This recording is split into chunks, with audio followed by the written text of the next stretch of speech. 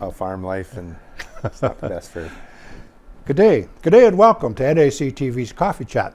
My name is Lyle Watson, and we're pleased to have as our guest today Scott Newton. And Scott is the co-chair of the upcoming Viterra Curling Championship being held here in Nipawa this year. And it's an exciting time for our community and an exciting time for you, Scott. I take it January hasn't been a slow month for you. Yes, that's correct. It being a grain farmer, normally bunking in thinking about a trip to Mexico, but it's good. It's nice to have a nice little challenge of putting an event like this, and so yeah, there's been lots of planning and phone calls and emails and texts going around. So no, it's been good. It's been good. And you are the co-chair, and who is your partner on the chair? So yeah, Heather Todoruk. She's the other co-chair on the committee, and we were kind of the ones that decided a couple of years ago that maybe it was a good idea that we hosted one of these again. So yeah, we were kind of the ones that got it going. So the volunteer base is completed at this point. You've got a full slate of volunteers. Yeah, more or less. It's it'll probably be a work in progress to some extent up until it happens. But I had a quick look at the spreadsheet this morning. I think we're probably in around the 300 volunteer range. So it's a pretty massive group of people that we're putting together and bringing together to put this on. And yeah, obviously it's an event that 100% depends on volunteers. So we're very happy that so many people have stepped forward. So. And on behalf of our community and on behalf of our viewers that have volunteered, we'd like to take this opportunity to thank those people and to thank you and Heather for stepping up to chair this project, because it is a big event for Nipawa. Yeah, for sure. And it's one of those things. There's a lot of volunteers that are helping out. This event, the profits get donated to the curling club and the Yellowhead in town here. So there's obviously the people that are involved in either one of those facilities. There's an interest in putting on an event like this, but there are many people that have stepped up just out of the goodness of their hearts to put on a community event like this. So yeah, big thanks to those people for sure. Approximately how long have you been working as a committee towards hosting this event? So I think the ball kind of got rolling on this probably 2 to 3 years ago.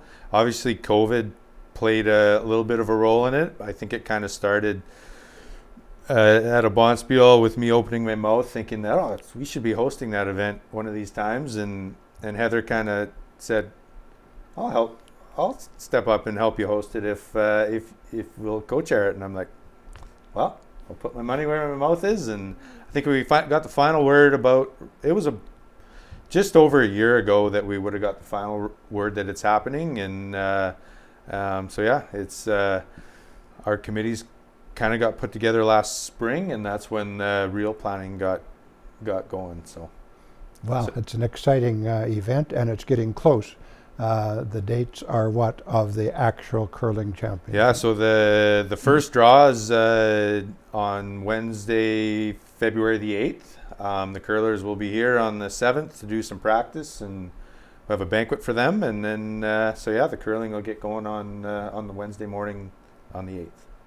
So you have quite a massive undertaking to convert the Yellowhead to a venue that can host a curling event. As this. When do you start that? So yeah, there's a Titans game on Friday, the Friday night, I think the 3rd. And so yeah, we'll, I think Tom's going to flood the ice after the game, and then we're going to roll in. We're going to build a big platform on the west end of the arena for seating. And then flooding, and the ice crew will start first thing Saturday morning, I think 9 o'clock. Greg Owasco, the ice maker, is going to roll in and start doing his thing. So yeah, it's hard to picture that have a MJHL game on Friday night, and then by Tuesday when they're practicing, it's going to be a world-class curling facility. So yes, and it will be. Thinking back to The last one that was hosted here, and when was that, Scott? The last one? 2013. So 10 years ago. Yeah. And what a success it was, and all the people involved and all the good curling that we were able to participate and watch and meet people at the rink, and Absolutely. it was just a great week. Thinking of accommodations, not only for the curling rinks, but for people and spectators that want to come and visit Nipoa, what's the accommodations like? Are the hotels full? Yeah, that's definitely one of the challenges of a town like Nipoa. So yeah, with 32 teams coming, that's 4 foreign-grown men per team, and so yeah, we've booked all the hotel rooms between teams and Curl Manitoba representatives and media. So those are filled up, and then we also had a few members of the community volunteer their houses in Airbnb style rentals. So yeah, there's I think 5 houses being used for that. So it's yeah, I think we're maxed out. It sounds like it. But so will all the teams be able to have accommodations here in Nipoa? All the ones that requested it, we were in contact with them throughout the process, and there's actually a handful of teams, actually mostly from Carberry, that just decided that they were happy to drive back and forth. So, Yep. So yeah, I think there's 5 teams with that setup, but all the other ones are staying in town. So Staying in town. yeah, Wow. it's great. So the format, you said 16 teams are coming to town? 32 teams. Or 32 teams, sorry. Yes. And the format is, just briefly, what is the format? Yeah, so it's kind of hard to summarize real quickly, but it's start with 32 teams and a double knockout format to get us down to 8 teams. Yep. And then we get those 8 teams down to 4, and then by Saturday night we're working with the final 4 to get our champion on Sunday. And is there a time for the final draws on Sunday? Have you got? I know you have it determined. You Yep. know it off the top of your head. Yeah, I think the semifinals are 9 o'clock on Sunday, and then the finals are 2:30. 2:30. Yeah. That'll be a full day up at the Yellowhead Center on that day for sure. It sure will, yeah. So out of the 32 teams, we have one team obviously representing the Nipoa, the zone that we're in, and who is that team? Well, it's there's many ways you can qualify for the Viterras. I'm just trying to think of our zones. It's I guess to think of it from a local perspective, there was like Kelly Marnock's team, Steve Irwin, Jeff Stewart from Gladstone, Braden Calvert from Carberry. I think in total there's 5 teams with a direct Carberry connection. So I know one of them qualified in the zone, but then there was CTRS points that you could have qualified ahead of time. The final one, Joey Witherspoon's team, who curls out of Winnipeg now, but he's from Carberry. They just qualified 2 weeks ago, I think, at the Manitoba Open. So I mean, it's there's a lot of different ways to get into it. It's not just a direct represent your area type thing. So, but yeah, lots of local connections. So we can have more than one rink from a zone then. Yes, totally. Yeah, absolutely. There's a handful of Winnipeg teams and Westman teams. There's a couple out of Verdun now. So yeah, there's definitely this part of the province is well represented. And who is it that picks the number 1 seed and the number 2 seed? And is that Curl Manitoba? That's on Curl Manitoba's plate. So I suspect they're working through things as we speak now, and they need to determine that to be able to come to the final draw, which it gets released next Wednesday. So Wednesday. We'll have to stay tuned for that. Wow. Yeah, like we're less than a couple of weeks, within a couple of weeks. Yeah, they like to keep it close to their chest right till the end. So yeah, no, it's good. And I mean, all the curlers need to be here Wednesday morning to curl, and past that, it doesn't really matter to them. And we know what time the games are, so keeps the suspense. Well, curling is a big attraction of the event, and of course it's the major attraction. But there's also other things that spectators can participate in and enjoy as they go up to the Yellowhead to watch some of the curling, there's other entertainment and stuff going on too there. Could you tell us about that? Yeah, absolutely. So it's kind of designed that for the fans that want to come out and watch. There's food and entertainment for them to keep them going all day type thing. So the canteen will be running kind of a similar type menu as you would expect at the Yellowhead. We have Chicken Chef coming up to do a buffet supper each night. Our big headline night on Friday, we're doing a steak pit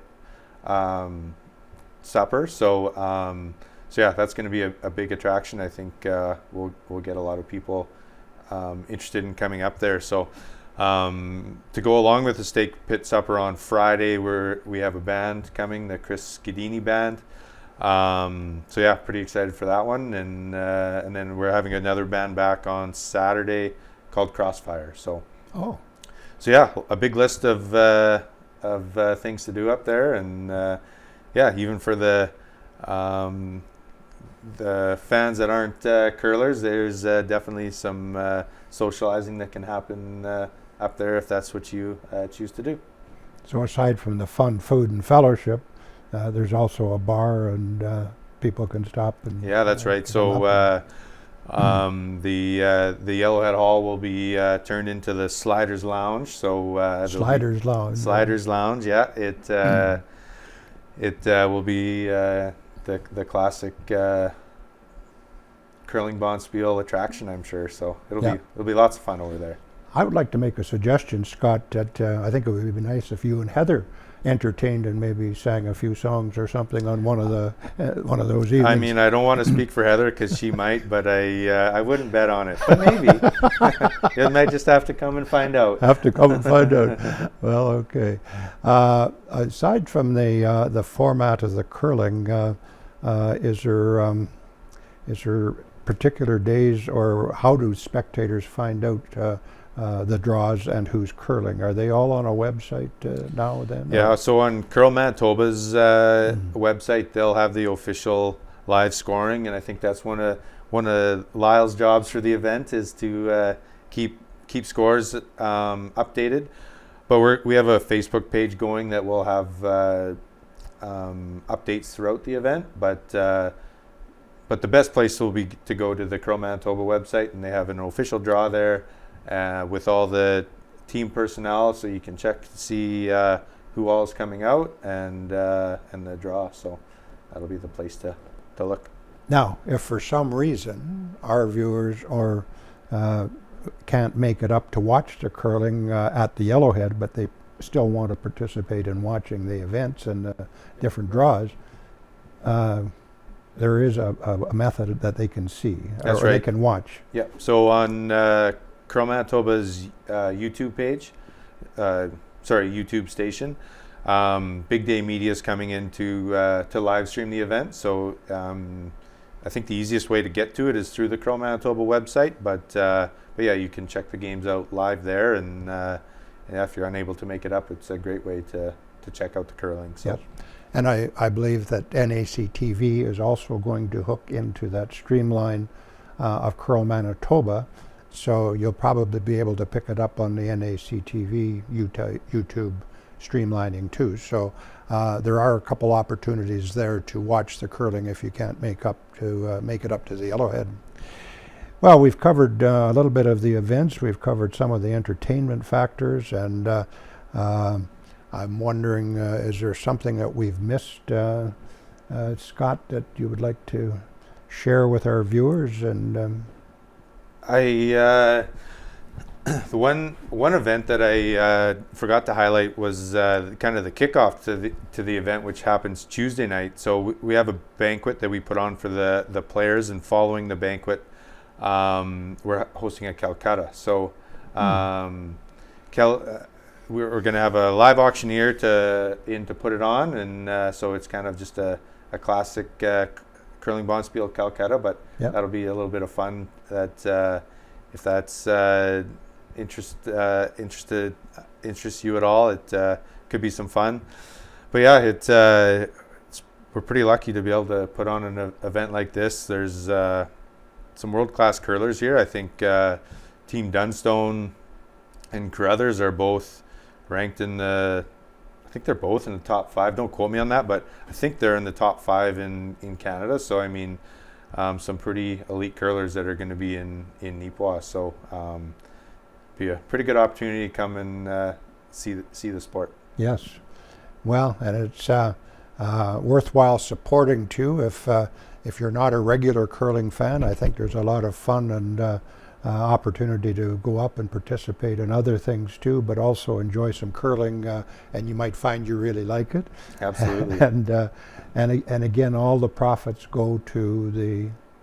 Yeah, they're 100% split between the curling club and the Yellowhead Center. So both very worthwhile causes that always takes money to run those facilities. So yeah, it's all the money's going straight back into the community. So yeah, it's good.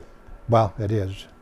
Well, I think with that, Scott, I'm going to ask you if you have any further closing thoughts and anything else you want to share with our viewers about this exciting upcoming event, the Viterra Curling Championship. Yeah, I think the biggest thing I'd like to hit home is just a massive thank you to all the volunteers and our sponsors as well. That's another aspect of this championships that wouldn't happen without. So there's just been a lot of support from the community to make this happen from the volunteers and the sponsors. So yeah, just a big thank you to them. And I think the hosting committee is really looking forward to having the event actually here and reaping the benefits and having the fun of all our planning. So it's going to be a fun week once we get there. So you mentioned sponsorship. Is there quite a number of local sponsors that have stepped up to sponsor? Yeah, that's right. I think very informally, but I think there's roughly 40 sponsors that have stepped up on varying levels, and with 80% of them being local sponsors. So wow. It's awesome. Yeah, it was a very successful drive. So it went well. Well, with that, Scott, I'm going to say thank you to you for taking time in your busy schedule to join us today to share some of these things with our viewers. And we hope that the viewers have enjoyed our program today. And we hope that you'll take time to go up to the Yellowhead and just see what type of a community event this is that will be bringing people in from all across our province to participate in the Bonspiel, but also as spectators. So I hope and I know everybody that comes will have an enjoyable time here in Nipawin. And with that, I would say thank you for watching, and until next time, stay happy and stay healthy.